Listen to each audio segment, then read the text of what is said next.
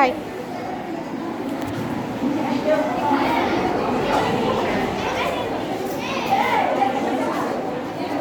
On করা আছে তো এটা করবো অন হয়ে আছে অন হয়ে আছে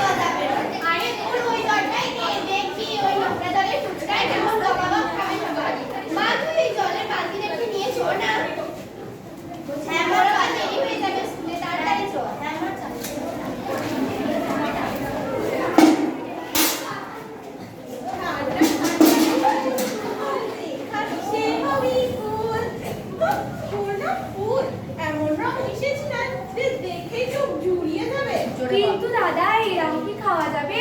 হ্যাঁ অবশ্যই যাবে। ওই দোকানদারকে তো বলছিল নাকি এরকম কি খাওয়া হবে। দেখো দেখতে কি সুন্দর লাগছে না? চল তো স্কুলে দেরি হয়ে যাবে তাড়াতাড়ি আয়। হ্যাঁ চলো।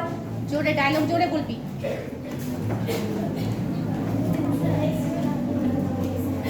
দেরি না এরকম স্কুলে যাবে না? চল যাই। সামনে এগিয়ে আয়। আমি কত টাকা এনেছি? আমার মা আমাকে 100 টাকা দিয়েছে। আজ তো আমি পেট ভরে ফুচকা খাবো। আর জানি আমি তো আমার মা বাবাকে বলে দিয়েছি আমি সব খাবো। I love fuchka. ফুচকা আমরাও খাবো। জানিস আমি কত টাকা এনেছি? আমি এনেছি 200 টাকা। 100 টাকা মায়ের কাছে আর 100 টাকা বাবার কাছে। আর আমার বাবা তো আমাকে 50 টাকা দিয়েছে। কিন্তু তাতে কি হয়েছে? আমার মা আমাকে লুকিয়ে আরো 20 টাকা দিয়েছে। আমি এই টাকাতে ফুচকাও খাবো গরম পানিও খাবো। ওই দেখ ফুচকা গরম পানি চল টিফিনে খাবি না এখন খাবি? এখনো খাবো টিফিনেও খাবো। ক্লাসে শুরু হতে আরে কিছু হবে না চল।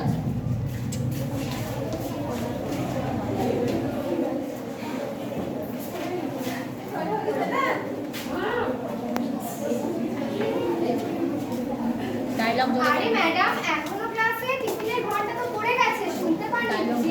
আরে হ্যাঁ একদম শুনতে পাই। চলুন। হ্যাঁ চলো খিদেতে পেট একেবারে ঝিমঝিম জোরে বল। আজকে বাড়ি থেকে আমি রুটি আর পনিরের তরকারি এনেছি। আপনি কি এনেছেন? আমি আজকে বাড়ি থেকে ভেজানো কাঁচা ছোলা আর ফল নিয়ে এসেছি। আর আপনি? আমি আজকে ওটস আর সুজির উপমা নিয়ে এসেছি। চলুন সবাই মিলে খাবো। হ্যাঁ, চলুন। আরে একটা জিনিস খেয়াল করেছেন কি আপনারা? কি বলুন তো? আজকে আমরা কেমন পুষ্টিকর খাবার নিয়ে এসেছি। একদম ঠিক বলেছে। চলুন আমার দেরি হয়ে যাচ্ছে। হ্যাঁ চলুন। আজকে আমরা পেট ভরে খাবো। খিদে পেয়েছে।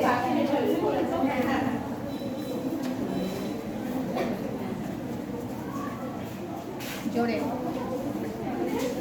ও মা কি হয়েছে বাবু? আমাদের পেটে প্রচন্ড ব্যথা করছে। কি হয়েছে বাবু তোমার কি হয়েছে? ব্যথা করছে। আচ্ছা কিছু হবে না। এই চলেন ওদেরকে স্বাস্থ্য কেন্দ্রে নিয়ে যায়। হ্যাঁ চলুন ডাক্তারকে ফোন করি। কিছু হবে না।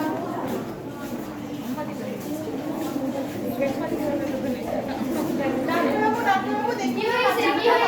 বাচ্চাদের কি হয়েছে? আপনারা যান আমরা দেখি। ঠিক আছে ডাক্তার। ডায়লগ জোরে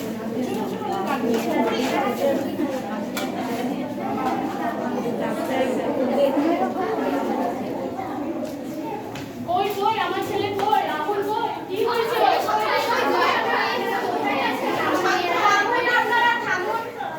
আচ্ছা আমরা শিক্ষিত আমরা গার্জেন তাই তো? হ্যাঁ ডাক্তারবাবু। ঠিক আছে আপনারা একটু শান্ত হন আমরা আমাদের বাচ্চাদের নিয়ে আসছি। আসো কি হয়েছে?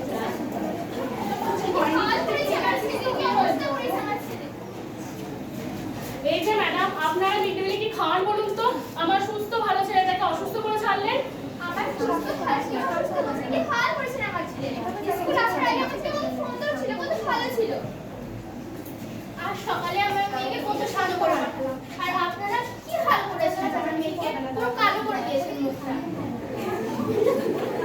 জানেন ম্যাডাম কত করে মেয়েটাকে বললাম ভাত খেয়ে স্কুল যা, কোন সকালে দুটো বিস্কুট খেয়ে টিউশন করছে, মিড ডে মিল খাবে বলে কিছুতেই ভাত খেলো না।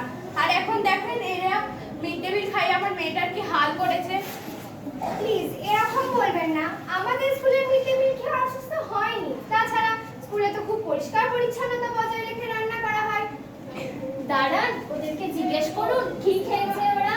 হ্যাঁ হ্যাঁ, ওরা আমাদেরকে সব খুলে বলেছে। বাবু শোনো তো, তোমার নাম কি? আমার নাম রাহুল। বাবা রাহুল, বলো তো তুমি কি খেয়েছো? আমি বরফ পানি খেয়েছিলাম। হ্যাঁ দেখলেন, বড় পানি খেলে কিছু হয়? সব হয়েছে মিড ডে মিলের খাবার খেয়ে। নিশ্চয়ই মিড ডে মিলের খাবারে কিছু পড়েছিল। হ্যাঁ হ্যাঁ, হ্যাঁ হ্যাঁ, ঠিক বলেছে। না না, ভুল। রাহুল, টিনারিনা, তোমরা সত্যি করে বলো তো, তোমরা কি আজও স্কুলের খাবার খেয়েছিলে? না, ওটা খেতেই পারে না, কারণ মিড ডে মিল শুরু হওয়ার আগে ওদের পেটে ব্যথা শুরু হয়ে গেছে। ওরা কেউই মিড ডে মিল খায়নি। ম্যাডাম, আমি সত্যি কথা বলছি, আমরা সবাই মিলে স্কুল থেকে আসার আগে ফুচকা খেয়েছিলাম এবং আমাদেরকে প্রচন্ড ঝাল লেগেছিল বলে আমরা বরফ পানি খেয়েছিলাম। হ্যাঁ এবার হ্যাঁ দেখলেন তো, আমাদের গার্জেন গুলো অযথা ম্যাডামকে দোষারোপ করছে। এবার বুঝলেন তো সমস্যাটা আসলে কোথায়? না ডাক্তার বাবু, সমস্যাটা ওখানে নয়, ওরা বাচ্চা, এই বয়সে সব খাবার ওদের আকর্ষণ করবে। দোষটা বাচ্চাদের নয়। হ্যাঁ, একদম ঠিক বলেছেন, দোষটা বাচ্চাদের নয়, দোষটা বাচ্চাদের বাবা মায়েদের, যারা ওদের হাতে গাদা গাদা টাকা তুলে দিচ্ছে। হ্যাঁ হ্যাঁ, আপনি একদম ঠিক কথা বলেছেন। দোষটা আসলে ওদের বাবা মাদের, যারা বাড়িতে স্বাস্থ্যকর খাবার একটু টাইম নিয়ে বানিয়ে না দিয়ে হাবি জাবি স্কুলে খাবার জন্য 50, 100, 200 বা তার থেকেও বেশি টাকা ওদের হাতে তুলে দিচ্ছে।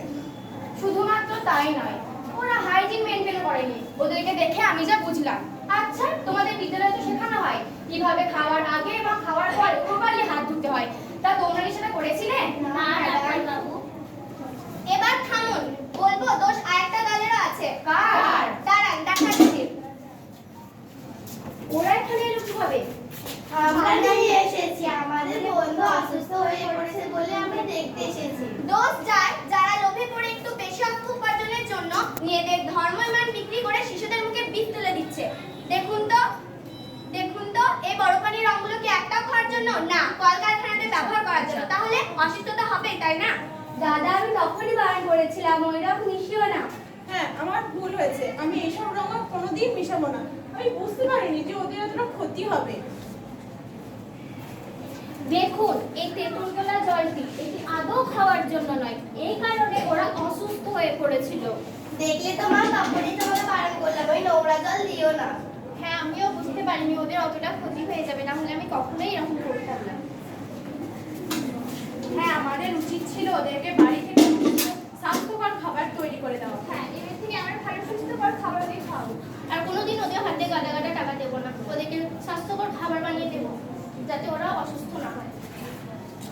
হ্যাঁ, আমরা ভাবি ছেলেদের হাতে গাদা গাদা টাকা তুলে দিয়ে ওদের সুখ আনন্দ অচিরেই কিনতে পারবো, কিন্তু আসলে তা নয়। ওই টাকা দিয়ে ওরা হাবি জাবি উল্টোপাল্টা খাবার খাচ্ছে এবং অসুস্থ হয়ে পড়ছে। আমরা কি খাবো সেটা আমাদের নিজেদেরকে বুঝে নিতে হবে। যেমন ভারতবর্ষের এই পতাকার রং কয়টি? 3টি, এবং এই 3টে রঙের খাবারই আমাদের খাওয়ার উপযুক্ত। হ্যাঁ, কমলা রং আমাদেরকে নির্দেশ করে কি কি খাবার, যেমন গাজর, পাকা কুমড়ো, পেঁপে ইত্যাদি, এবং কমলা লেবু। সাদা রঙের খাবার আমাদেরকে নির্দেশ করে, সাদা রঙের রং নির্দেশ করে দুধ, দুগ্ধজাত খাবার, পনির, ছানা ইত্যাদি। এবং সর্বশেষ সবুজ রঙের রং আমাদের নির্দেশ করে বিভিন্ন রকম নানান শাকসবজি, যেগুলো আমাদের খাওয়া অতি প্রয়োজনীয়। আসুন আমরা নিজেদের সুস্থ রাখতে শপথ করি, যেই সমস্ত খাবার আমাদের সুস্থ রাখবে সেই সমস্ত খাবার আমরা গ্রহণ করব, যাতে আমাদের শরীর সবল এবং মন সুস্থ থাকে।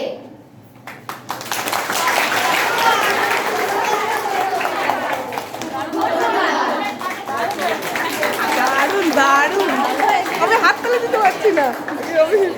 দারুণ।